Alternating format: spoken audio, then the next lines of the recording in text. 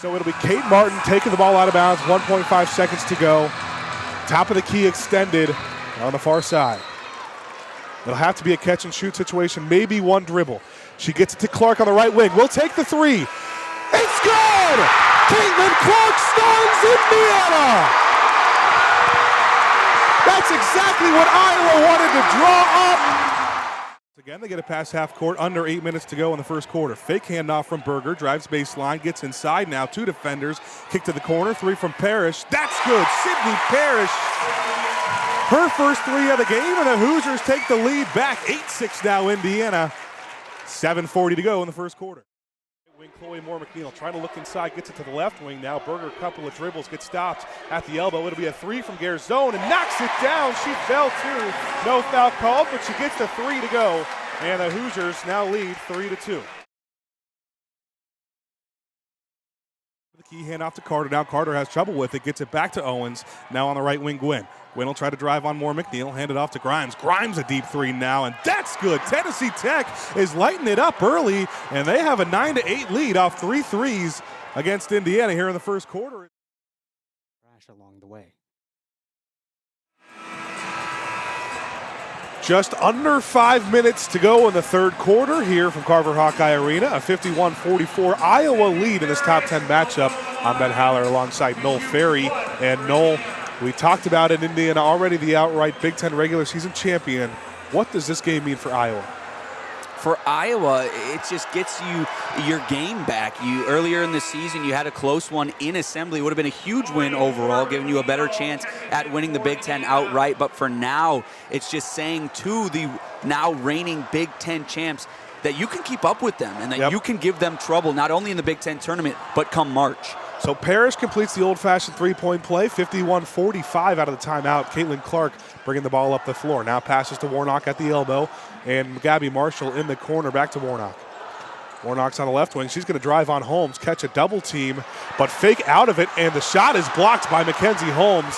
Garzone passes up to Scalia on the left wing. Indiana in transition. We'll slow it back out, but Moore McNeil's left open from the left corner. She gets that to fall. The deficit's back to one possession for Indiana, 51-48, 4:10 to go in the third. What a dot there from Sarah Scalia to find Chloe Moore McNeil cross court, wide open. She created that one for her. Warnock has it on the left wing. Now Caitlin Clark catches at the top of the key. Clark will take a step back three like 28 feet out. That one's no good. A rebound is taken by Mackenzie Holmes. That shot was short, and Scalia has it at the left wing again. Yeah, that was one of the first shots from Clark tonight that I saw that I wasn't necessarily happy with or okay with. She had some pretty good pressing defense there from Scalia, and to step back, she was right on top of it. Scalia drives from the left wing. Her floater is no good. Stolke grabs the board, and Clark will take it the other way. She has it tipped. It'll stay with Indiana. And I think they wanted a foul. I don't know what the Iowa fans are so unhappy about, but that one came in, made a little bit of contact with Clark, didn't see the IU defender behind her. No foul there. Davis, Zanato, and Martin all come in for Iowa. Coming to the bench is Stolke, Affolter, and Marshall. And Iowa's trying to rebound, gets it to the top of the key to Caitlin Clark, who will set up the offense. 3:24 to go in the third quarter. 3-point lead for Iowa. Caitlin Clark gets a screen at the left wing, tries to drive, now finds a Warnock three in the corner. That one's no good, too strong. And there's a battle for the rebound. And Zanato will just throw it off the foot of Mackenzie Holmes, so it'll stay with Iowa with 17 seconds on the shot clock. Good awareness there. Down on her knees, and it's a tough spot to be in with Mackenzie Holmes right there. And with the awareness to throw it off the feet, that is huge. The inbound will go to Warnock on the right wing. That's Clark, Clark jab step drives, and one for Caitlin Clark. What can't she do? Jab step right into the drive there. A little bit of contact on the hand. Too easy. She's just so quick, not only at getting her shots off, but getting to the paint too. She's not just a three-point shooter. And she has another chance at a three-point play, and she gets the free throw to fall. Leads back up to 6, 54-48 with 3 minutes to go in the third quarter. Grace Berger bringing the ball up the floor for Indiana once again. Direct traffic Gets the screen, will take a pull-up jumper from the right elbow. That one doesn't even hit rim off the backboard. Caitlin Clark grabs the rebound and will go the other way. She drives, kicks to the corner for Kate Martin, and Martin knocks it down. Kate Martin, third three of the game. Hawkeyes lead by 9, 57-48, 2:40 to go. Inside it's Holmes. Holmes back out to Moore McNeil, who matches Chloe Moore McNeil, her second three of the quarter, 57-51. Now 2:30 to go. Caitlin Clark will set up the offense and finally slow things down from the top of the key over to Warnock at the left wing. Now it's inside to Zanano, who gets fouled going up by Moore McNeil. That's all Chloe Moore McNeil could do, and Zanano will head to the line. Yeah, I don't hate that foul there from Moore McNeil. You give yourself a chance at getting the ball back. Just came the slightest bit too late on there to actually go for the steal. And she's going to come out now for Parrish. Yeah, Parrish comes in for Moore McNeil. For Iowa, Caitlin Clark will take a break. Gabby Marshall checks in, and Clark will get that standing ovation.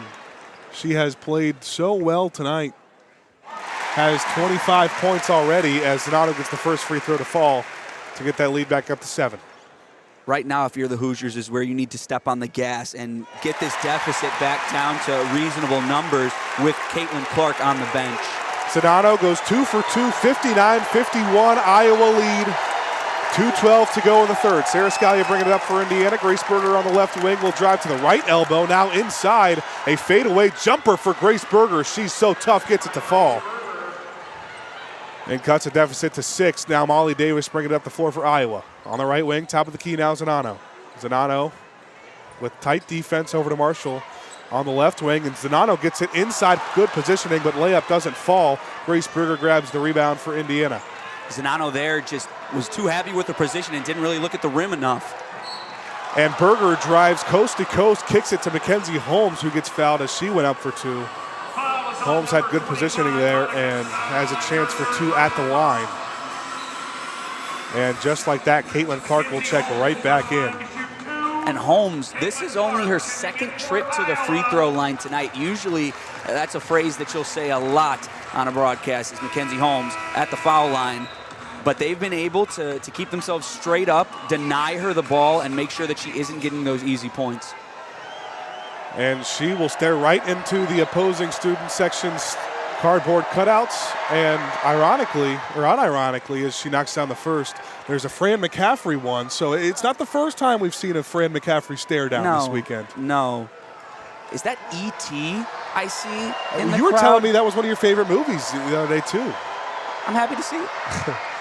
Holmes goes 1 for 2. Her second free throw is too strong, so it's a 5-point lead for Iowa, 59-54. With 1:30 to go in the third. Caitlin Clark slowly brings it across the timeline. The Cincinnati Steam try to add on to their lead in the top of the third and try to go for their second win of the season. This one coming against the first meeting between the Steam and the Licking County Settlers on the season. And it's the two-hitter, Sean Springer, making his second at-bat of the game to lead off the inning. Check swing strike in there in the first pitch. Springer's 0 for 1. He grounded out to second in the first, and then he's going to watch one skip to the backstop to make it a 1-1 even count. Made that really nice play defensively in the bottom half of the second. We talked about what his addition means to the Cincinnati team moving forward. The 1-1's in there for strike 2.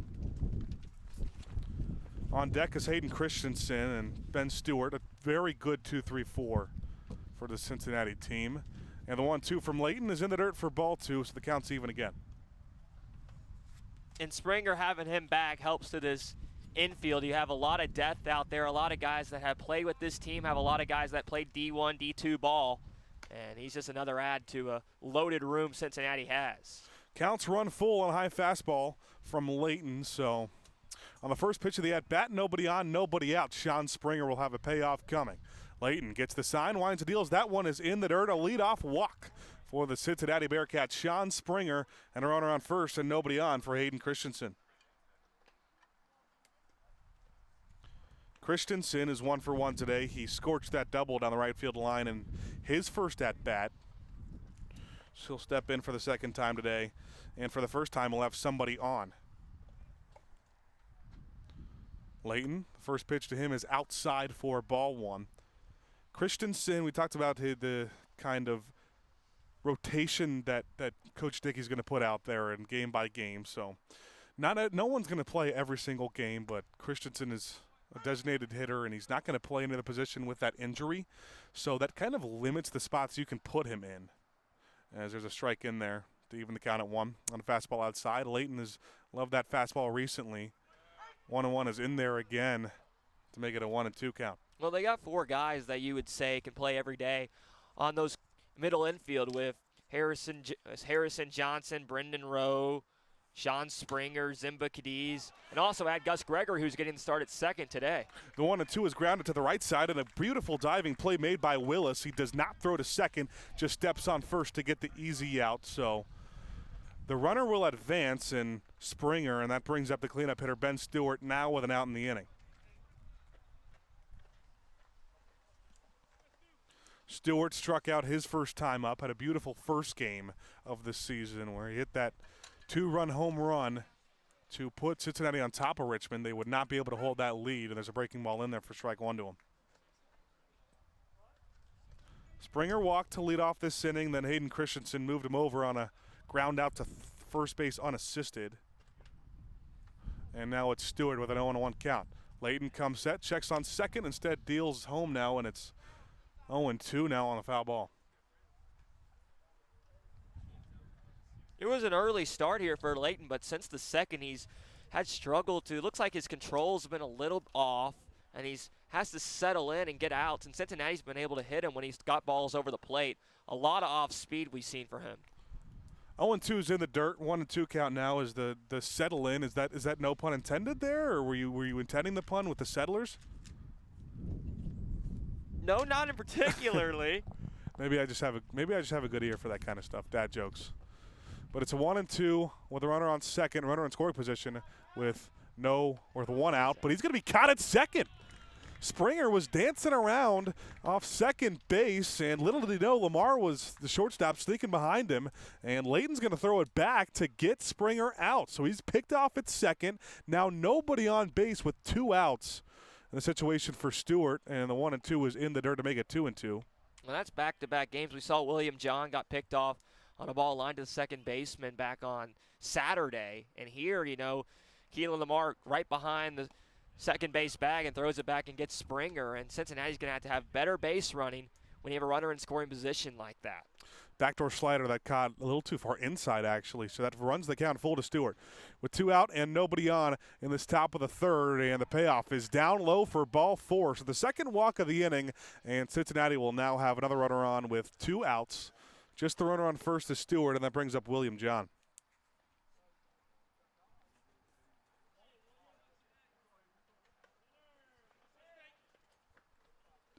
John led off that second with a hard line out. The first pitch to him is down low from Layton. Layton's pitch count already up to 48 through just 2 2/3 innings of work. You wonder what the kind of leash they're going to have on him moving forward. Coach Schaefer's going to have, and the 0-1 is fouled off, hit the bat twice of William John. John got that start on the mound on Thursday against Xenia, where he threw 5 scoreless innings, and he was named an honorable mention Great Lakes Summer Collegiate League Pitcher of the Week. So he was on that list, and he was a nominee, but Tyler Stack was nominated for Player of the Week and won it. The 1-1's in there on a breaking ball for strike 2. That's a really nice breaking ball. Off speed on the inside half on William John, and couldn't get his bat around. Couldn't ask for a better pitch at 1-1 from Layton. Stewart on first, 2 outs in the inning, 2-0 lead for Cincinnati. A big swing and a miss on a 1-2 and a high fastball.